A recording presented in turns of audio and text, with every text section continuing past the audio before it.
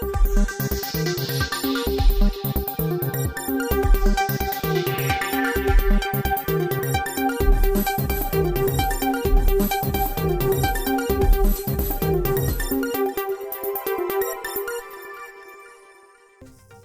आप देख रहे हैं शुभ 24 न्यूज और मैं हूं आपके साथ शगुफ्ता।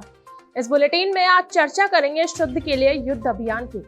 बात होगी जम्बूरी मेजबानों की और पुष्कर मेले पर मंडराते संकट की। लेकिन सबसे पहले आज की अहम खबरें।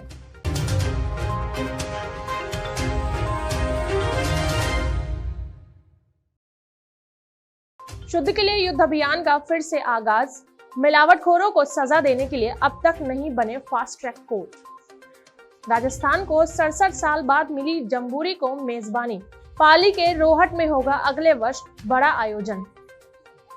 पुष्कर मेले पर लंपी वायरस का असर, सांस्कृतिक आयोजन की तैयारी लेकिन नहीं लगेगा पशु मेला। डूंगरपुर के 84 विधायक ने निभाया वादा, 40 स्टूडेंट्स को कराई हवाई यात्रा। अब खबरें विस्तार से। राजस्थान सरकार ने मिलावटखोरों पर अंकुश लगाने के लिए शुद्ध के लिए युद्ध अभियान फिर से शुरू कर दिया है। ये अलग बात है कि मुख्यमंत्री की घोषणा के बावजूद पिछले 2 साल में एक भी फास्ट ट्रैक कोर्ट नहीं खुल पाया है। ऐसे में मिलावटखोरों को सजा कैसे मिलेगी, पेश है ये रिपोर्ट। राजस्थान में तमाम कोशिशों के बावजूद मिलावटखोरों पर अंकुश नहीं लग पाया है। प्रदेश भर में मुख्यमंत्री अशोक गहलोत के निर्देश के बाद शुद्ध के लिए युद्ध अभियान को फिर से शुरू किया गया है। जयपुर जिला कलेक्टर प्रकाश राज पुरोहित के निर्देश पर विश्वकर्मा और झोटवाड़ा औद्योगिक क्षेत्र में जिला प्रशासन की टीम ने मिलावटखोरों पर छापा मारा है। विश्वकर्मा औद्योगिक क्षेत्र में रोड नंबर 14 पर स्थित गोयल एडिबल की फैक्ट्री में सरसों के तेल का नमूना लिया गया और करीब 3600 किलोग्राम सरसों के तेल को सीज कर दिया गया। इसी तरह गोयल ऑयल एंड दाल मिल से भी सरसों के तेल का नमूना लेकर 13,000 किलो से ज्यादा तेल को सीज किया गया।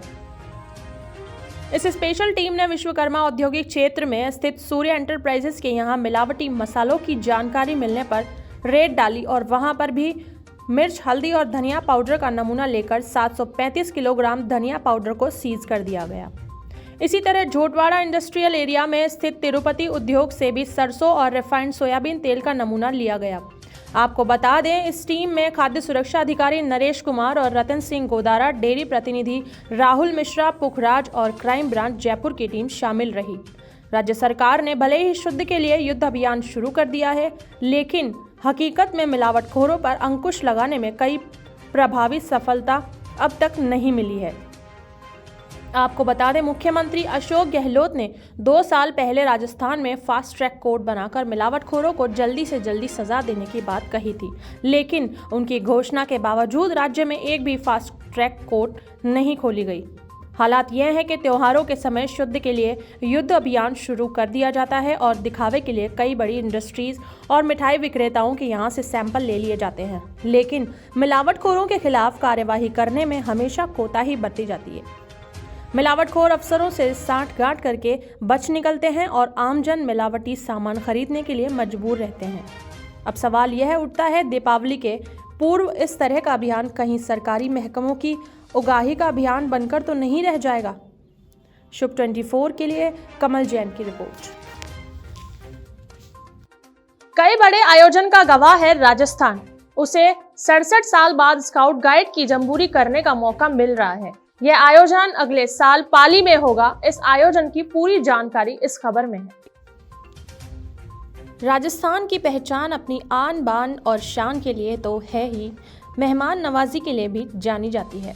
कई बड़े आयोजन का गवाह रहा राजस्थान। अब अगले साल अंतर्राष्ट्रीय स्तर की जम्बूरी के आयोजन का भी गवाह बनने जा रहा है। स्काउट एवं गाइड का अब तक का सबसे बड़ा आयोजन अगले साल राजस्थान में होगा। यह जम्बूरी पाली के रोहट में 4 से 10 जनवरी तक होगी। आपको बता दें, जम्बूरी का यह आयोजन राजस्थान में 67 साल बाद फिर से हो रहा है। खुद मुख्यमंत्री अशोक गहलोत अगले साल होने वाले जम्बूरी के आयोजन में खास रुचि दिखा रहे हैं। उन्होंने जम्बूरी की व्यापक तैयारियों का जायजा भी लिया है। इस जम्बूरी में विदेशों के 1500 स्काउट गाइड के अलावा पूरे देश से 35,000 स्काउट एवं गाइड हिस्सा लेंगे। राज्य सरकार ने इस आयोजन के लिए करीब 25 करोड़ की वित्तीय मंजूरी भी दे दी है। 7 दिन तक चलने वाली इस जम्बूरी में स्टेट द्वारा pioneering project adventure valley, global village development, integration games, march past, colour party, लोक नृत्य, शारीरिक प्रदर्शन, राज्य दिवस प्रदर्शनी, बैंड प्रदर्शन, रॉक क्लाइंबिंग, पैरासेलिंग और वाटर एक्टिविटीज सहित कई प्रतियोगिताओं का आयोजन होगा। इस अंतर्राष्ट्रीय स्तर की जम्बूरी के लिए राज्य के आला अफसर भी चिंतन और मनन में जुटे हैं। पाली के रोहट में होने वाले आयोजन के लिए सड़कें, शामियाना, हेलीपैड, पेयजल, शौचालय, स्नानघर, बिजली, आवास और राशन की पर्याप्त व्यवस्था के लिए पुख्ता इंतजाम करने हैं। निर्देश भी मुख्यमंत्री ने दिए हैं। इस जम्बूरी के आयोजन से राजस्थान की सांस्कृतिक और लोक परंपराओं को दुनिया भर में पहुंचाने का मौका भी मिलेगा। इस मौके पर एक स्मारक भी प्रकाशित की जाएगी, जिसमें राजस्थान की ख्याति देश ही नहीं विदेशों में भी बढ़ेगी। शुभ 24 न्यूज के लिए कमल जैन की रिपोर्ट। देश भर में लंपी वायरस की वजह से लाखों पशु मर गए। अब इसका असर पुष्कर मेले पर भी पड़ रहा है। बताया जा रहा है कि पुष्कर में सांस्कृतिक आयोजन तो होंगे, लेकिन पशुओं का मेला नहीं लगेगा। ऐसे में इस मेले का क्या औचित्य रह जाता है, आइए देखते हैं यह विशेष रिपोर्ट। राजस्थान के पुष्कर शहर की पहचान दुनिया के एकमात्र ब्रह्मा मंदिर की वजह से तो है ही, लेकिन यहाँ पर लगने वाले इंटरनेशनल मेले को भी पूरी दुनिया में पहचाना जाता है। पिछले दिनों लंपी वायरस का कहर पूरे देश में रहा और इसका सबसे ज्यादा असर राजस्थान में दिखाई दिया।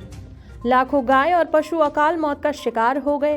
कार्तिक महीने में लगने वाले पुष्कर मेले पर इस लंपी वायरस का असर देखा जा रहा है। पिछले साल कोरोना के कारण सांस्कृतिक कार्यक्रम नहीं हुए थे और इस बार लंपी वायरस की वजह से यहाँ पर पशु नजर नहीं आएंगे। पुष्कर का यह पशु मेला 26 अक्टूबर से 10 नवंबर तक आयोजित किया जाएगा, लेकिन इसमें देसी विदेशी पर्यटकों के लिए केवल सांस्कृतिक और धार्मिक कार्यक्रम ही आयोजित किए जाएंगे। राज्य सरकार के इस फैसले के खिलाफ राष्ट्रीय वरिष्ठ नागरिक कल्याण बोर्ड अजमेर के उपाध्यक्ष राजेश टंडन ने पशु मेले को लेकर यहां के प्रभारी मंत्री महेंद्रजीत सिंह मालवीय और पशुपालन मंत्री लालचंद कटारिया से मांग की है कि यदि पशु ही नहीं आएंगे तो इस मेले का औचित्य ही क्या रह जाएगा। उनका कहना है कि पुष्कर मेला ग्रामीणों का मेला है और इसकी अंतर्राष्ट्रीय ख्याति है। घोड़े घोड़ियों के अलावा ऊंटों का भी यहाँ पर बहुत बड़ा व्यापार होता है। बीमारियों के बचाव के लिए वैक्सीन और इंजेक्शन उपलब्ध हैं। ऐसे में राज्य सरकार को गरीब पशुपालकों का ध्यान रखते हुए सांस्कृतिक और धार्मिक आयोजनों के साथ साथ पशुओं की लाने की अनुमति भी देनी चाहिए। खैर, 26 अक्टूबर से होने वाले इस मेले की तैयारियां शुरू कर दी गई हैं, लेकिन अभी यह स्पष्ट नहीं है कि पशुपालक इसमें कितनी भागीदारी निभा पाते हैं। अगर पशुपालक इस मेले में नहीं आते हैं तो निश्चित तौर पर मेला फीका ही रहेगा। शुभ 24 न्यूज के लिए कमल जैन की रिपोर्ट। जनप्रतिनिधियों पर हमेशा आरोप लगते रहे हैं कि वे अपनी जनता का ध्यान नहीं रखते, लेकिन डूंगरपुर जिले के 84 विधानसभा के विधायक ने अपने क्षेत्र के 40 स्टूडेंट्स को हवाई यात्रा कराकर अपना वादा जरूर निभाया है। देखिए ये खास रिपोर्ट। जनप्रतिनिधियों को इस बात का उलाहना हमेशा मिलता है कि वह आमजन से जुड़े मुद्दों पर चुप्पी साध लेते हैं और क्षेत्र में केवल उन्हीं कामों को करते हैं जिनमें उनका राजनीतिक फायदा होता है। लेकिन इसके उलट डूंगरपुर जिले के 84 विधानसभा क्षेत्र के विधायक राजकुमार रोत ने अनोखी मिसाल पेश की है।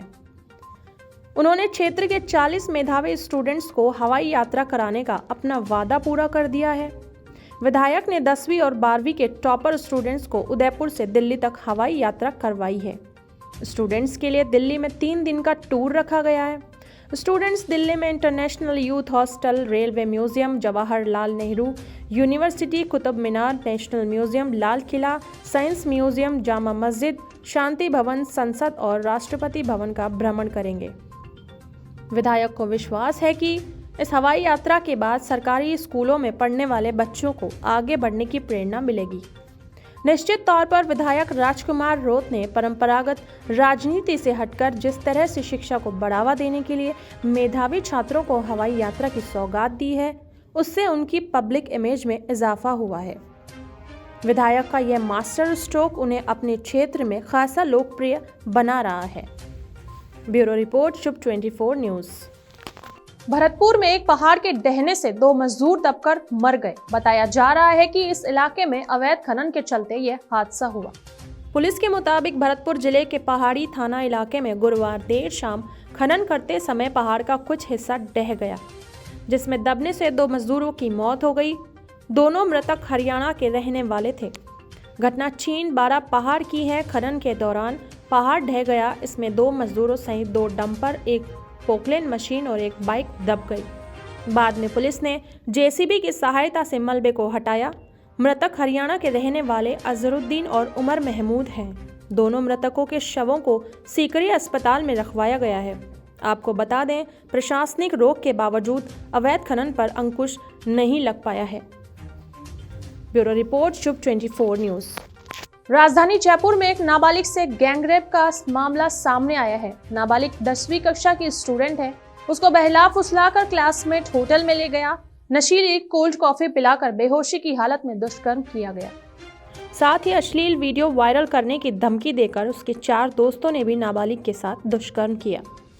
इसके बाद छात्रा ने 10 अक्टूबर को जहर खा लिया था। फिलहाल उसका इलाज सरकारी अस्पताल में चल रहा है। पुलिस के मुताबिक यह छात्रा शिवदासपुरा में अपने रिश्तेदार के यहाँ रह रही थी और इस दौरान आरोपी से उसकी जान पहचान हो गई। इस दौरान सांगानेर स्थित एक होटल में वह छात्र उसे ले गया और उसके साथ दुष्कर्म किया। पीड़िता के पर्चा बयान के बाद पुलिस ने 5 आरोपियों के खिलाफ गैंगरेप एक्ट में रिपोर्ट दर्ज की है।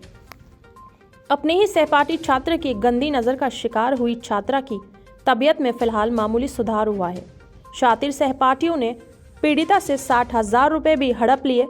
इस मामले में मालपुरा गेट पुलिस गहनता से जांच कर रही है। अजमेर में मंदिर कमेटी से विवाद के चलते खुद को आग लगाने वाले पुजारी की आखिरकार इलाज के दौरान मौत हो गई। इसके बाद पुजारी के परिवार और प्रशासन के बीच तनातनी बनी हुई है। ब्राह्मण समाज ने पुजारी की मौत के मामले में महापंचायत बुलाई है। मामला अजमेर के ऋषि घाटी स्थित जगदीश मंदिर से जुड़ा है। यहाँ के पुजारी गोविंद नारायण ने 11 अक्टूबर को खुद को आग लगा ली थी। उनका जवाहरलाल नेहरू हॉस्पिटल में इलाज चल रहा था, लेकिन उन्हें बचाया नहीं जा सका। बुजुर्ग पुजारी की मौत से अजमेर के ब्राह्मण समाज में खासा रोष व्याप्त है। किसी भी अप्रिय घटना को रोकने के लिए पुलिस प्रशासन भी अलर्ट है। राजस्थान विधानसभा में प्रतिपक्ष के उपनेता राजेंद्र राठौड़ ने मुख्यमंत्री अशोक गहलोत पर करारा हमला बोला है। राठौड़ ने कहा, गहलोत को रोजाना बताना पड़ रहा है कि वे ही राजस्थान के सीएम हैं।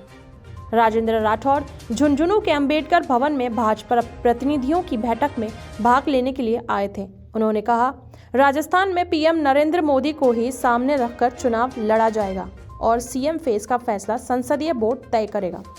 उन्होंने कहा, वसुंधरा राजे हमारी नेता हैं, वे यात्रा निकाल रही है तो क्या गुनाह है।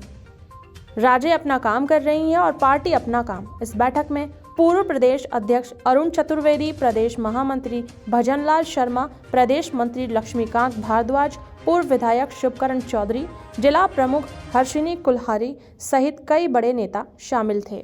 जयपुर की खूबसूरती के सब कायल हैं और उसमें 4 चांद लगाने के लिए राज्य सरकार बड़ा कदम उठाने जा रही है। सूत्रों से मिली जानकारी के मुताबिक 700 करोड़ रुपए खर्च करके जयपुर को सिग्नल फ्री चौराहे की सौगात जल्द मिलने वाली है।